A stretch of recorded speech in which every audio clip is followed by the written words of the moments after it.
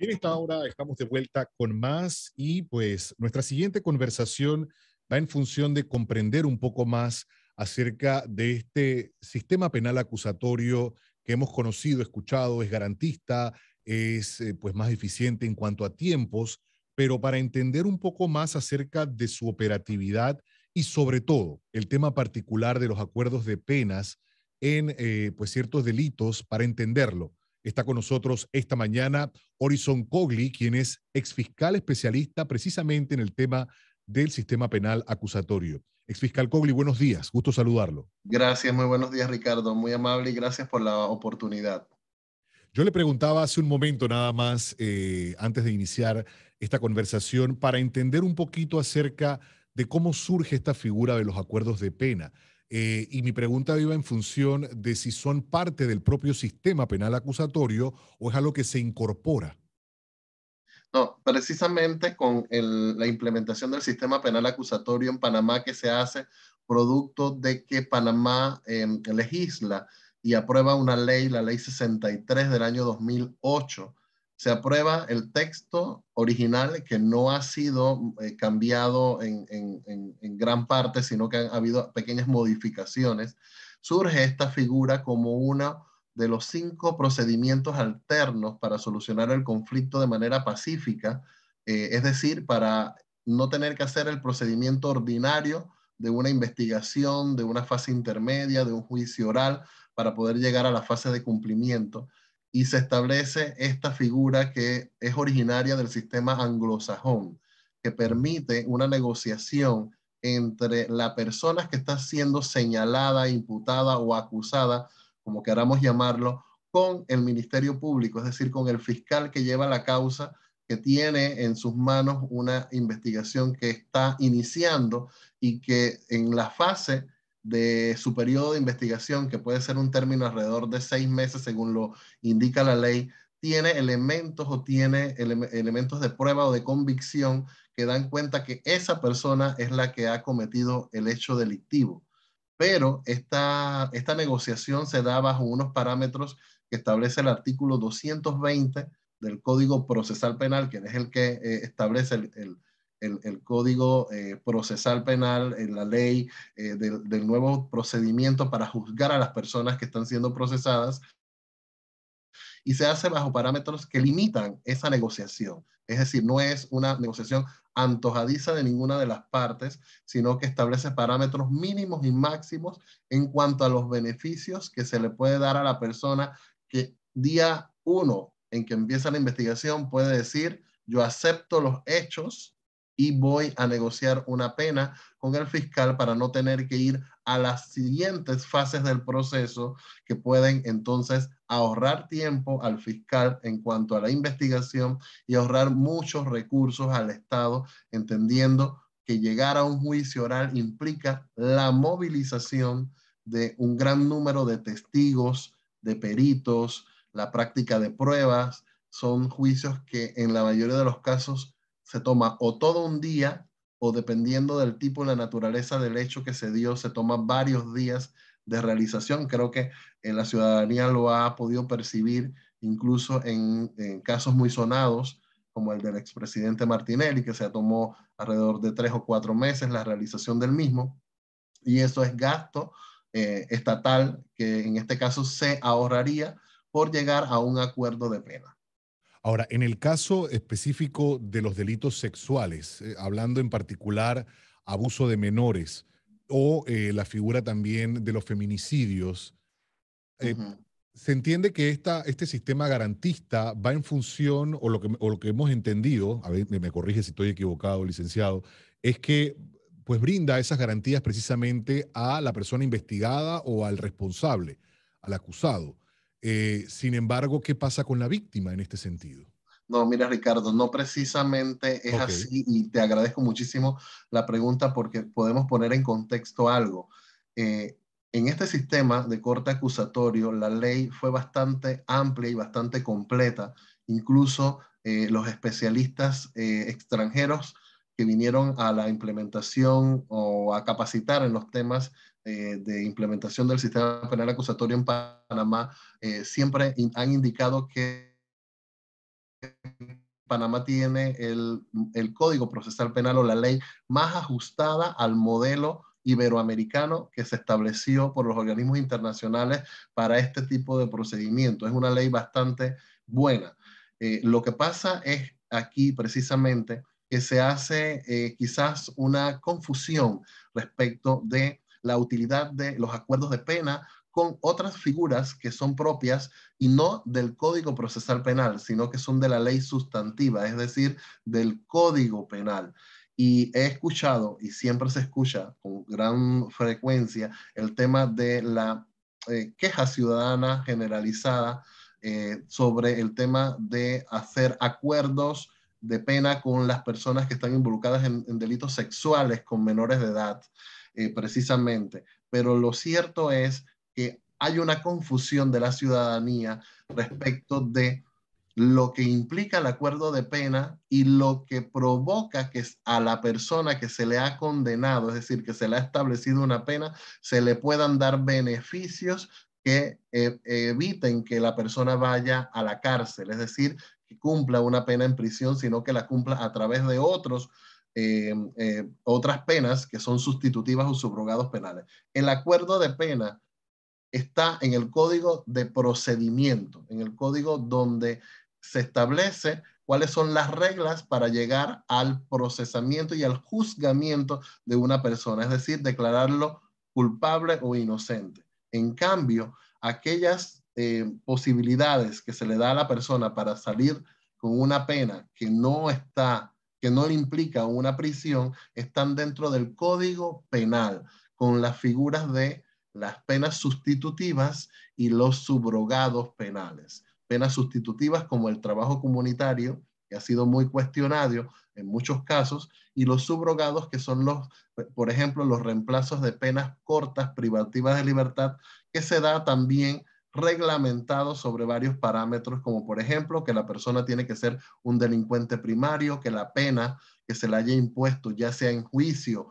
oral o con un acuerdo de pena, haya sido no superior a 4 años, el trabajo comunitario que exige que la pena que haya sido impuesta, ya sea a través de que la persona haya ido a un juicio oral o también como opción un acuerdo de pena, no supere los 5 años de prisión, que son los que establece como requisito fundamental la norma. Entonces, esa confusión da cuenta de que hago un acuerdo de pena, eso significa libertad. Eso no precisamente es así. Por ejemplo, hay casos donde la pena de los delitos es tan alta que el parámetro que permite la ley que establece la ley, ese parámetro de, por ejemplo, un delito de violación agravada de 10 a 15 años, ese parámetro de 10 a 15 años es muy poco probable que permita el parámetro de establecer un acuerdo de pena que sea menor de 5 años, que es el requisito para un trabajo comunitario.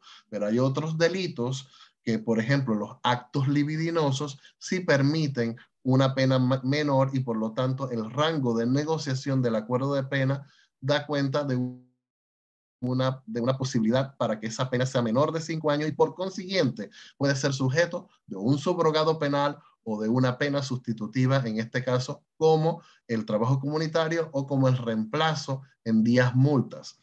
Lo que la ley ha establecido como prohibición para los delitos sexuales cuando están involucrados como víctimas menores de edad, e incluso la ley fue bastante específica, menores de edad con edad inferior a 14 años. Esa fue una regulación, una modificación que se hizo a través de la ley 21 del año 2018 y es para, en este caso, los reemplazos de penas cortas privativas de libertad para, en este caso, también las penas principales como los arrestos de fines de semana, porque hay penas principales de arrestos de fines de semana y aquellas también que se dan para las penas sustitutivas. Es decir, que cuando se tiene un caso donde a un menor de menos de 14 años, por ejemplo, hasta 14 años, 12, 13, 14 años, a la persona persona se le condena, pero la pena permite un reemplazo de pena corta privativa de libertad o un trabajo comunitario, en este caso está exento de la aplicación de ese beneficio, porque la naturaleza del hecho es la afectación a un menor de no mayor de 14 años. Entonces, esa es lo que es O sea, ahí reglamento. no aplica ningún tipo de modificación a la pena principal. Exacto. No aplica la modificación a los acuerdos de pena porque es que el estudio jurídico técnico en la academia da cuenta que los acuerdos de pena no son el problema del que la ciudadanía se está quejando. Es decir, los acuerdos de pena se pueden utilizar para todos los delitos y es una herramienta que incluso es beneficiosa para el fiscal, sobre todo, porque tal cual lo dijo la entrevistada que me antecedió, la licenciada Córdoba, hay mucho trabajo, hay mucho cúmulo de carpetas que tienen que atender los investigadores de la DIJ. Asimismo se pasa con los fiscales. Hay fiscales que tienen 200, 300 investigaciones activas que tienen que responder por ellas. Y ese cúmulo de trabajo no les permite desarrollar una investigación lo suficientemente eficiente como para recabar todas las pruebas necesarias para demostrar en un juicio que esa persona es responsable, mientras que la aceptación que implica el acuerdo de pena por parte de la persona para negociar una pena menor a la que le pueda corresponder según el código, le ayuda al fiscal a desahogar, y no solo al fiscal, a todo el sistema de justicia penal, a desahogar las causas y acelerar esa decisión de justicia. El acuerdo de pena siempre implica una sentencia condenatoria. ¿Y qué más mayor garantía de certeza del castigo que una sentencia condenatoria? Eso es lo que provoca el acuerdo de pena. Entonces, quizás allí está la confusión, en pensar que porque se hizo un acuerdo de pena se le va a dar un beneficio. Eso no siempre es así.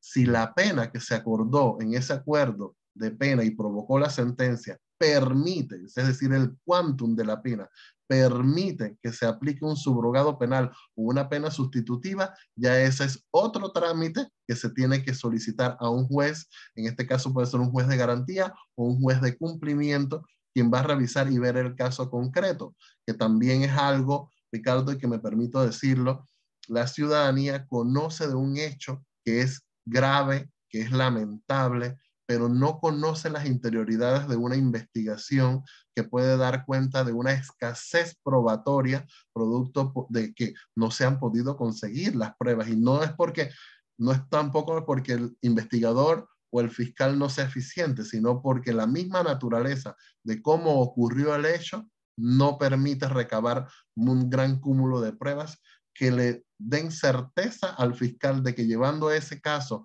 hasta el juicio va a lograr una sentencia. En cambio, un acuerdo de pena adelanta, ahorra tiempo y encima de eso garantiza una condena para la persona. Claro, la ciudadanía lo que pide en casos donde se dan situaciones graves como esto es que la persona vaya a la cárcel, pero no todo el tiempo se puede lograr esa situación. Entonces, lo cierto es que ya se marca a la persona con una condena que le establece ya situaciones distintas en caso de que él vuelva a cometer un hecho delictivo. Ahora, usted mencionó la ley 21 de 2018, que es la que nos ha explicado ahorita con el tema de los Los acuerdos de pena y menores. demás. Exactamente. El Colegio Nacional de Abogados, pues hace poco, hace unos días, emitió un comunicado hablando precisamente de iniciativas que van a emprender, van a impulsar desde la Asamblea para poder aumentar las penas sobre los temas de delitos sexuales y que se cumpla o se respete la ley 21 de 2018. ¿Por qué considera usted que podría no estar cumpliéndose o Sí, respetándose? mira, yo primero leí el comunicado del Colegio Nacional de Abogados. Yo soy agremiado del Colegio Nacional de Abogados, pero no estoy de acuerdo con este comunicado, es decir, con el sentido como lo explican de esa necesidad que existe de aumento de las penas y demás para hacer cumplir la ley. No, la ley está, eh, la, el trabajo legislativo ya se realizó. Incluso esa ley 21 aumentó considerablemente las penas en los delitos sexuales, incluso estableció prohibiciones para el tratamiento de las penas como ya lo dije, en casos particulares cuando son menores de hasta 14 años de edad.